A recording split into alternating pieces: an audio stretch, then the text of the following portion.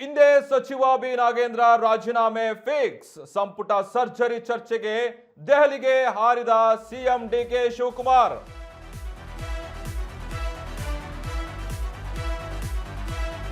ಹಿಂದೆ ಸಚಿವ ಬಿ ನಾಗೇಂದ್ರ ರಾಜೀನಾಮೆ ಬಹುತೇಕ ಫಿಕ್ಸ್ ಆಗುತ್ತೆ.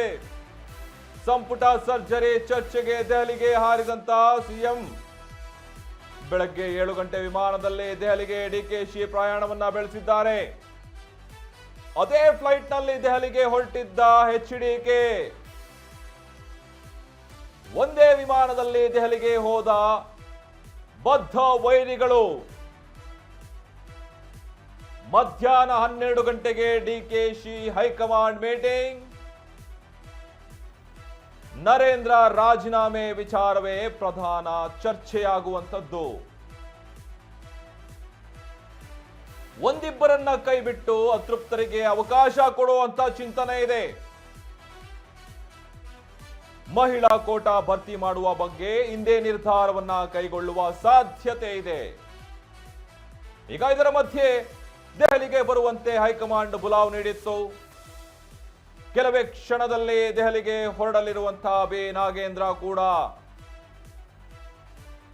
ಎಲ್ಲ ಬೆಳವಣಿಗೆಗಳು ತೀರ ಕುತೂಹಲ ಮೂಡಿಸಿದ ಸಚಿವ ನಾಗೇಂದ್ರ ದೆಹಲಿಯ ಭೇಟಿ. ಈಗ ಅವರ ರಾಜೀನಾಮೆ ಅಂತಿಮವಾಗುತ್ತೋ ಇಲ್ಲವೋ, ಏನೇನೆಲ್ಲ ಅಪ್ಡೇಟ್ಸ್ ಬರುತ್ತೆ ಎಲ್ಲ ಗೊತ್ತಾಗ್ತಾ ಹೋಗುತ್ತೆ. ಆದರೆ ಈ ಸಂಪುಟ ಸರ್ಜರಿ ಚರ್ಚೆಗೆ ದೆಹಲಿಗೆ ಸಿಎಂ ಏನು ಹೋಗಿದ್ರು, ಅಲ್ಲಿ ಬೆಳಗ್ಗೆ 7 ಗಂಟೆಗೆ ವಿಮಾನದಲ್ಲಿ ಪ್ರಯಾಣವನ್ನು ಬೆಳೆಸಿದ್ದಾರೆ. ಅದೇ ವಿಮಾನದಲ್ಲಿ ಅದೇ ಫ್ಲೈಟ್ ನಲ್ಲಿ ದೆಹಲಿಗೆ ಹೊರಟಿದ್ದ ಎಚ್.ಡಿ. ಕುಮಾರಸ್ವಾಮಿ ಒಂದೇ ವಿಮಾನದಲ್ಲಿ ದೆಹಲಿಗೆ ಹೋಗಿ ತಲುಪಿದ್ದಾರೆ. ಬದ್ಧ ವೈರಿಗಳು ಒಂದೇ ವಿಮಾನದಲ್ಲಿ ದೆಹಲಿಗೆ ಪ್ರಯಾಣವನ್ನು ಬೆಳೆಸಿದ್ದಾರೆ.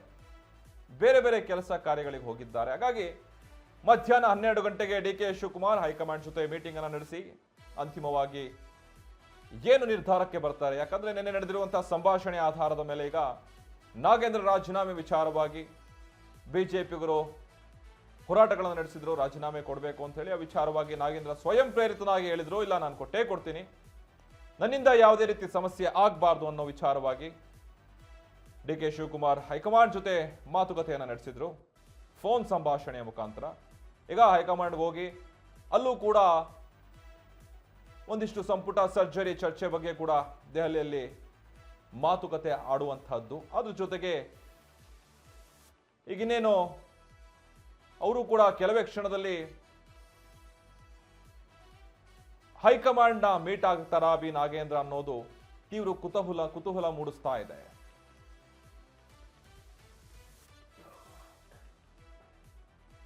ಇನ್ನಷ್ಟು ವಿಚಾರಗಳು ನಮ್ಮ ಪ್ರತಿನಿಧಿ ಹರ್ಷವರ್ಧನ್ ಕೊಡ್ತಾರೆ. ಹರ್ಷವರ್ಧನ್, ನೋಡಿ, ಈಗ ಬಿ ನಾಗೇಂದ್ರ ಅವರ ರಾಜೀನಾಮೆ ಆಗಿರ್ಬೋದು, ಹಾಗೆ ದೆಹಲಿಗೆ ತೆರಳುವಂತಹ ವಿಚಾರವಾಗಿರ್ಬೋದು, ಇದು ಒಂದು ರೀತಿಯಂತಹ ಕುತೂಹಲ ಮೂಡಿಸ್ತಾ ಇದೆ. ರಾಜೀನಾಮೆ ಯಾವಾಗ ಆಗತ್ತೆ, ಏನು ಇದರ ಅಪ್ಡೇಟ್ಸ್ ಏನು ಹೇಳಿ? ಪವನ್, ಈಗ ಸಿಎಂ ಡಿಕೆ ಶಿವಕುಮಾರ್ ಅವರು ಬೆಳಗ್ಗೆ ದೆಹಲಿಗೆ ಹೋಗಿದ್ದಾರೆ.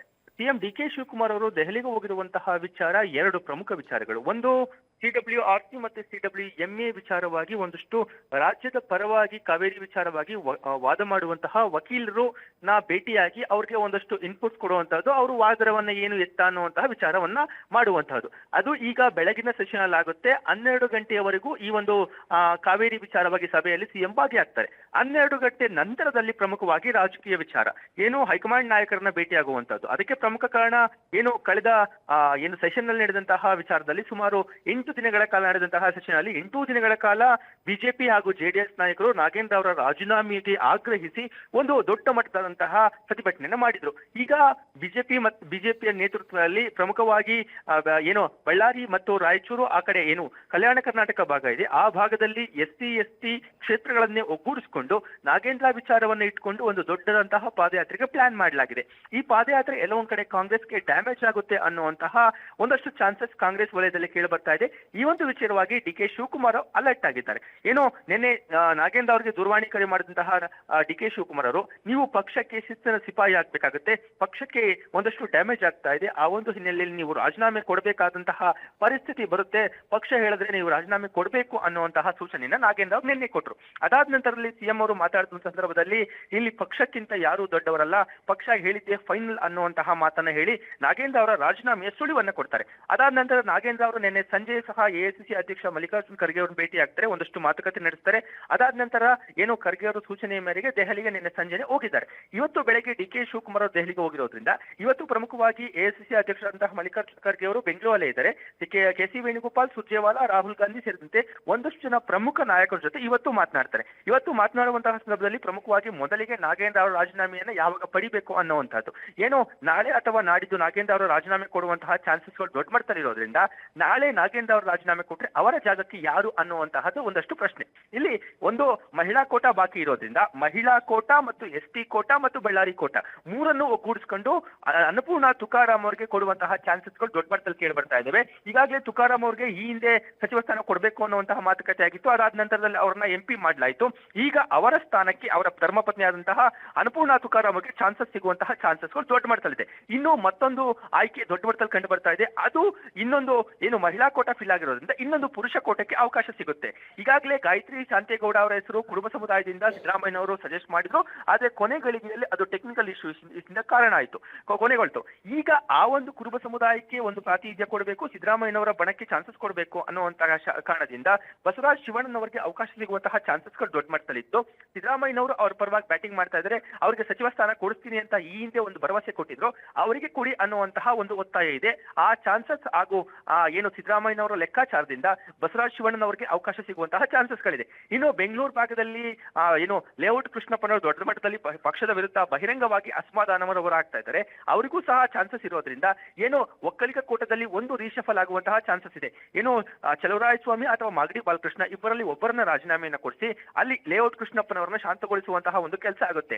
3 ಸಚಿವ ಸ್ಥಾನಗಳು ರೀಶಫಲ್ ಆಗೋದ್ರಿಂದ ಏನು ಸೋಮವಾರ ಅಥವಾ ಮಂಗಳವಾರದ ಒಳಗಾಗಿ ಸಂಪೂರ್ಣ ಕ್ಯಾಬಿನೆಟ್ ಅನ್ನ ರೀಶಫಲ್ ಮಾಡಿ ಸಂಪೂರ್ಣ ಕ್ಯಾಬಿನೆಟ್ನೊಂದಿಗೆ ಏನು ಡಿ ಕೆ ಶಿವಕುಮಾರ್ ಅವರು ತಮ್ಮ ಅಧ್ಯಾಯವನ್ನ ಆರಂಭ ಮಾಡುವಂತಹ ಚಾನ್ಸಸ್ಗಳು ದೊಡ್ಡ ಮಟ್ಟದಲ್ಲಿ ಕಂಡು ಬರ್ತಾ ಇದ್ದಾವೆ. Pavan, thank you Harshavardhan, thank you. ನೋಡಿ, ಈಗ ಈ ಥರದ ದೆಹಲಿಗೆ ಪ್ರಯಾಣವನ್ನು ಬೆಳೆಸಿದ ನಂತರ ಹೈಕಮಾಂಡ್ ಜೊತೆ ಮೀಟಿಂಗನ್ನು ಮಾಡಿ ಪ್ರಭಾವಿ ನಾಯಕರ ಜೊತೆ ಒಂದು ಮೀಟಿಂಗ್ ನಂತರ ಏನು ಅನ್ನೋದು ತೀರ್ಮಾನ ಆಗ್ತಾ ಹೋಗುತ್ತೆ.